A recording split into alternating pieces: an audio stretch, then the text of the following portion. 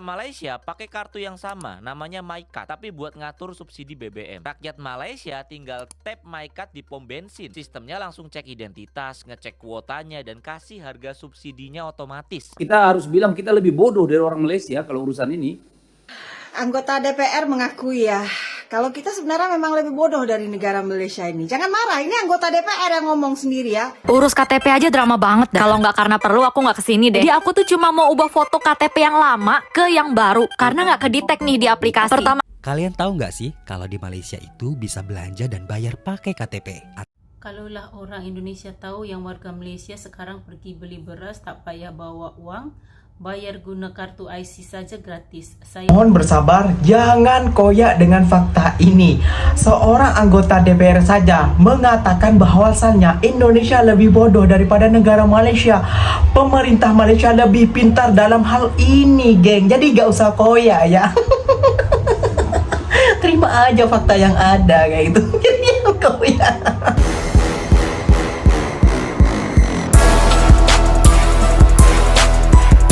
Assalamualaikum warahmatullahi wabarakatuh, geng. Berjumpa lagi bersama saya Iki. Gimana kabar saudara-saudara, sahabat-sahabat saya? Semoga kabar kalian selalu baik-baik saja, dilindungi oleh Allah Subhanahu wa taala, dijauhkan dari segala bala musibah dan diberi umur panjang. Amin ya robbal alamin. Oke, geng, seperti biasanya di video kali ini Ikinya akan nge-reaction beberapa video yang telah di-tag maupun yang telah terjumpa di TikTok. Dan di video kali ini Ikinya akan nge-reaction sebuah video anggota DPR di Indonesia lagi heboh, geng. Kenapa demikian?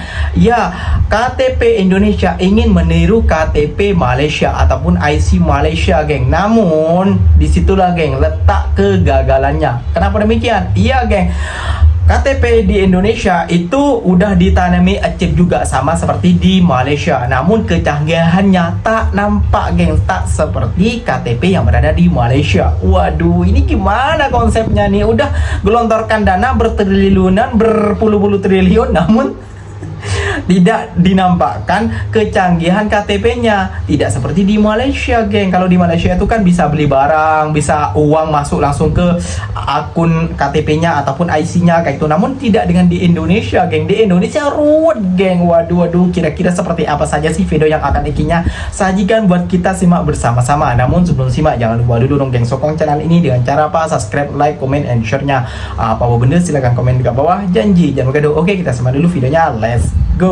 Indonesia menghabiskan 5,9 triliun buat bikin eKTP. Ada chipnya, ada biometriknya. Tapi fungsinya apa sampai hari ini? Di fotokopi. Sementara Malaysia pakai kartu yang sama, namanya MyCard, tapi buat ngatur subsidi BBM. Rakyat Malaysia tinggal tap MyCard di pom bensin. Sistemnya langsung cek identitas, ngecek kuotanya, dan kasih harga subsidinya otomatis. RON 95 harganya cuma 1,99 ringgit per liter, sekitar 7.200. Nggak perlu antri, nggak perlu surat keterangan, nggak perlu aplikasi, nggak perlu fotokopi KTP, nggak perlu daftar. Sistemnya simple, MyCard masuk ke reader, connect ke database pemerintah, verifikasi dalam hitungan detik. Tiap warga dapat kuota 200 liter per bulan. Kalau kita lewat kuotanya, kita bayar harga biasa. Gak ada yang bisa menyalahgunakan. Bahkan kalau ketahuan curang, kuota kalian di MyCard itu langsung diblokir. Gak bisa ngisi BBM subsidi lagi. Buat kendaraan logistik di Malaysia, mereka punya fleet card, kuota diesel digital per perusahaan. Hasilnya pemerintah Malaysia hemat 600 juta ringgit per bulan. Penjualan diesel bersubsidi turun 30%. Penyelundupan langsung kedeteksi. Sekarang kita balik ke Indonesia. iKTP kita itu punya chip NFC, punya data biometrik. Teknologinya sama kayak MyCard di Malaysia, tapi kita pakai buat apa? Fotokopi buat buka rekening, fotokopi buat daftar SIM, fotokopi buat daftar BPJS. Padahal chipnya bisa dipakai langsung loh, itu loh. 12,4 juta rakyat Malaysia udah pakai sistem ini dalam hitungan bulan. Indonesia, kita udah punya eKTP dari 2011, 15 tahun, dan chipnya belum dipakai buat apa-apa yang meaningful. Masalahnya ini bukan teknologi. Teknologinya tuh udah ada di situ di KTP kita semua. Masalahnya ini political will aja, dan itu yang harus kita tuntut sebagai masyarakat. 15 tahun kita sudah punya eKTP dari 2011, ya kan. Penjelasan Bapak ini detail ya menurut saya, dan pembandingnya ada Malaysia punya kartu tanda pengenal yang sama, ada chipnya. Hari ini Malaysia sudah sangat dipermudah dengan eKTP ini. Lah kita sudah 15 tahun ini, apakah ke seluruh sendi-sendi administrasi setiap warganya berurusan dengan aparat administrasi negara itu dipermudah nggak sih dengan eKTP ini, atau jangan-jangan sebaliknya gitu loh.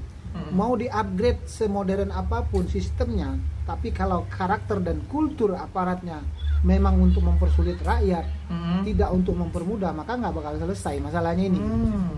Akhirnya yang terjadi apa? Buang-buang anggaran. Nah, 5,9 T itu tahun 2011. Ada kasus korupsi, bahkan tersangkanya sudah bebas hari ini gitu loh. Tapi permasalahan fungsi eKTP-nya nggak kelar-kelar juga, berujung ke fotokopi juga gitu loh.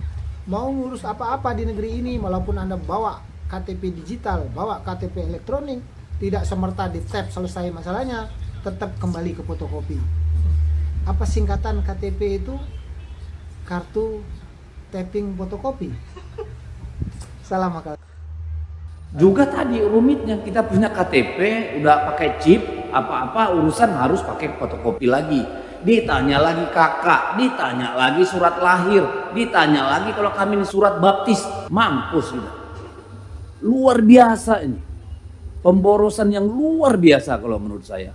Entah kapan kita mau selesaikan. Kita harus bilang kita lebih bodoh dari orang Malaysia kalau urusan ini. Karena nggak pernah kelar. This is nothing personal Pak ya. Tapi ini persoalan kita. Dan saya kira benar tadi yang disebutkan, ini soal political will. Apakah revisi undang-undang Adminduk ini memang akan membantu kita menyelesaikan, mengintegrasikan data itu keseluruhannya? Atau undang-undang yang sedang dibahas di Balik tentang undang-undang satu data? Karena kelebihan kita di negara ini dalam urusan pemerintahan adalah semua hanya mikir urusannya, bukan tanggung jawabnya, urusannya. Hanya bagaimana kewenangan itu tetap ada, tapi nggak pernah menyelesaikan masalah. Semua berebut kewenangan, berebut urusan, ujung-ujungnya kickback. Ini yang sering jadi problem, redundancy terus terjadi. Untuk soal data ini, triliunan kita buang tuh tiap tahun. Padahal BRI punya data nasabah misalnya. Dan lain-lain lah. Juga tadi rumitnya, kita punya KTP udah pakai chip, apa-apa urusan harus pakai fotokopi lagi. Ditanya lagi kakak, ditanya lagi surat lahir, ditanya lagi kalau kami ini surat baptis. Mampus kita. Lalu buat apa kita udah ada ujungnya? Ketika kita hilang KTP diminta itu semua lagi. Yang menjadi kalau saya Pak, KTP ini hak asasi Pak. Selesaikan. Kita harus bilang kita lebih bodoh dari orang Malaysia kalau urusan ini. Karena nggak. Anggota DPR mengakui ya, kalau kita sebenarnya memang lebih bodoh dari negara Malaysia ini. Jangan marah, ini anggota DPR yang ngomong sendiri ya. Ya buktinya, ya keakuratan kad identitas pengenalan diri kita aja dengan Malaysia sama sebenarnya. Kita sama-sama menggunakan chips ya. Tapi coba lihat, di Malaysia kad pengenalan mereka bisa digunakan ya untuk isi minyak subsidi, menerima bantuan tunai. Betul. Ya. Dicek aja nomor IC mereka keluar data-data. Kita Indonesia, walaupun itu ada tapi kad pengenalan diri kita itu ya nggak berguna untuk hal-hal seperti itu. Jadi memang benar yang seperti anggota DPR ini katakan, kita ini lebih bodoh sebenarnya dari negara Malaysia. Tapi ada segelintir rakyat Indonesia nggak bisa menerima fakta itu. Terima fakta ya. Mohon bersabar, jangan koyak dengan fakta ini. Seorang anggota DPR saja mengatakan bahwasannya Indonesia lebih bodoh daripada negara Malaysia. Pemerintah Malaysia lebih pintar dalam hal ini, geng. Jadi gak usah koyak ya. Terima aja fakta yang ada kayak gitu. Padahal udah berapa 15 tahun kita menggunakan, namun nggak ada gunanya eKTP sampai sekarang kayak gitu ya gengnya. Ikinya mau ke sana foto KTP, ini ke sana foto KTP. Itu di apa namanya, nomor IC lah ataupun nomor NIK itu bisa dilacak loh sebenarnya. Bisa tahu loh ini datanya ini datanya ini. Tinggal itu saja loh aslinya. Namun kenapa harus butuh foto KTP kayak gitu loh? Itulah kayak itu ya geng ya. Dan kalau kita apa namanya geng ya, kalau kita mendapatkan bantuan, kita harus mendapatkan kad lagi. Bayangkan gimana kita bobroknya ataupun bodohnya pemerintahan kita, geng. Wah, ini tidak bisa sih jadi pemerintah sih Indonesia ya.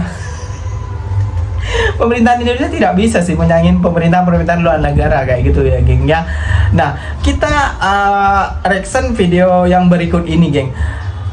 Ini ngurus KTP aja ataupun ngurus IC aja di Indonesia tuh ribet, geng. Aduh, tidak seperti di Malaysia, sat kayak gitu ya, geng ya. Gak percaya, jom kita simak lagi bersama-sama. Urus KTP aja drama banget dah. Kalau nggak karena perlu aku nggak kesini deh. Jadi aku tuh cuma mau ubah foto KTP yang lama ke yang baru karena nggak kedetek nih di aplikasi. Pertama kali aku coba ke kecamatan dan katanya mau diubah fotonya, tapi ternyata cuma diterang dan hasilnya kayak gini, tetap hitam. Sekalipun udah nyogok tetap aja percuma dan diarahkan untuk ubah semua itu ke Dukcapil. Karena penting, jadi Senin kemarin aku kesana. Bagi aku yang hampir gak pernah main, ini agak jauh sih, 25 km. Ya seginilah ya kalau naik ojek online dikali 2. Sampai sana aku nggak dilayanin dengan alasan hari Jumat khusus untuk kecamatanku baru bisa tuh urus segala macem. Oke, hari Jumat, hari kedua tuh datang ke sono. Duar, jaringannya offline. Disuruh nunggu tuh, katanya offline-nya itu dari pusat, dari kementerian. Tapi karena kesabaran saya setipis tisu dibagi 100, saya tanya ke kantor dalam. Disuruh ke loket 8. Pas dicari, duar, loket 8 gak ada coy. Aku coba inisiatif balik ke loket 5. Terus mental-mental informasi gak ada solusinya. Wah, gak rebes ini. Eits, belum sampai situ Ferguson. Hari ini aku balik ke sana dan tebakan kalian benar 100%. Sampai kapan ini? Tahu ini juga kita bingung. Iya Jumat, dari Jumat. Kemarin Sabtu, komplain juga. Iya kagak kelar-kelar. Ini kapan ya? Apa seminggu apa gimana biasanya Pak? Kalian tahu nggak sih kalau di Malaysia itu bisa belanja dan bayar pakai KTP atau mereka menyebutnya IC. Selama di Malaysia, aku banyak sekali belajar. Mulai dari budaya, kebiasaan, aku belajar juga di sana. Bagaimana sih sistem mereka? Salah satunya kekuatan dari KTP mereka. Nah, KTP mereka ini bisa terhubung dengan aplikasi. Terus di dalam KTP mereka itu ada uang yang ditransfer oleh pemerintah mereka. Yang dimana uang yang dibagi sama pemerintah mereka bisa digunakan di supermarket seperti sembako dan produk rumah tangga. Nah, kalau kalian lagi jalan ke supermarket terus ada lihat sumbangan asas rahmah kayak gini, berarti itu adalah produk-produk yang bisa dibayar menggunakan KTP. Terus, apakah benar kalau uang yang ada di dalam KTP itu ditransfer oleh kerajaan mereka? Jawabannya iya. Oh ya, seberapa banyak sih uang yang ditransfer oleh pemerintah mereka? Nah, untuk yang single atau duda memiliki gaji di bawah Rp2.000, maka akan mendapatkan uang sejumlah Rp50 setiap bulannya. Sedangkan untuk yang sudah berkeluarga dengan gaji di bawah Rp2.000, uang yang ada di dalam KTP mereka berjumlah Rp100 per bulan. Eits, itu baru dari pemerintah Malaysia mereka. Untuk mereka yang tinggal di Sarawak, mereka juga dapat lagi loh dari pemerintah Sarawak mereka. Oh ya, uang-uang itu dari mana sih? Nah, menurut penyampaian dari keluarga angkatku, bahwa uang yang ditransfer dalam KTP mereka, semuanya itu berasal dari pajak. Yang dimana hasil dari uang pajak mereka dikembalikan lagi untuk rakyat mereka. Bagaimana? Sekuat itu kan KTP mereka? Andai saja ya KTP kita bisa sekuat mereka. Mau ngelamar kerja aja harus fotokopi KTP dulu. Atau enggak, kalau bikin KTP alasannya belangkonya habis. Kalau uang pajak kita bisa nggak sih kita nikmatin juga? Tahu gelap. Kalaulah orang Indonesia tahu yang warga Malaysia sekarang pergi beli beras tak payah bawa uang, bayar guna kartu IC saja gratis. Saya sudah hidup 40 tahun tak pernah tak cukup beras.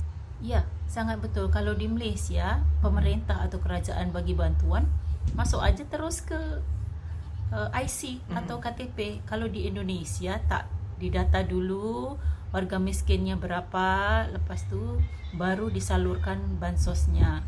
Dan itu pun ada 1-2 influencer dari Indonesia kata kalau bantuan dari Malaysia ini tidak tepat sasaran, kalau Indonesia tepat sasaran. Bukan terbalik itu. Harusnya yang Malaysia ini tepat sasaran sebab bantuan Malaysia ini tepat ke warga negara Malaysia.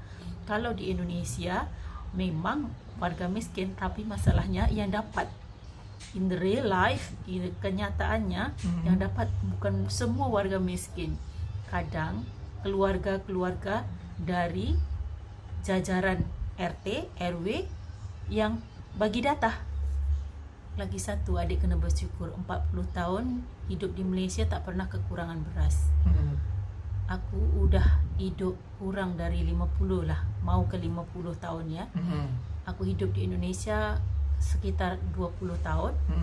Itu mengalami pagebluk. Pagebluk itu gagal panen. Jadi sebagai gantinya karena kekurangan beras, sebagai gantinya kita makan apa? kita makan dari jagung dan singkong.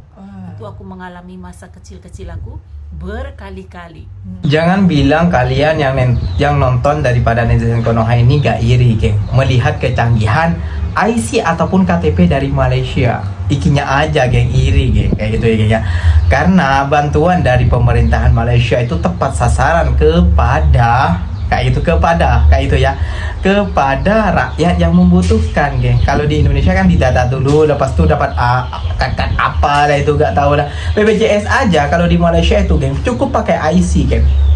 BPJS apa ya, pokoknya kesehatan kayak gitu ya, geng. Dari kerajaan itu, dari pemerintah itu menggunakan IC saja udah terdeteksi, sedangkan di Indonesia masih menggunakan kartu BPJS kayak gitu. Nah itulah bobroknya KTP kita, geng, kayak gitu ya, geng ya. Jadi ikinya ya pelik juga kayak gitu ya, geng. Kapan kita bisa mencontoh negara Malaysia? Negara Malaysia semakin ke depan, sedangkan kita masa selalu berputar-putar di situ saja, pening lah. Oke, geng, mungkin videonya sampai di sini saja. Semoga video ini bermanfaat dan semoga kalian suka dengan video-video ikinya. Terima kasih banyak buat kalian yang telah like, comment, and share-nya. Apa benar silahkan tulis di kolom komentar. Ikinya pamit undur diri dulu. Wassalamualaikum warahmatullahi wabarakatuh, geng. Berjumpa lagi kita di next video. Bye bye.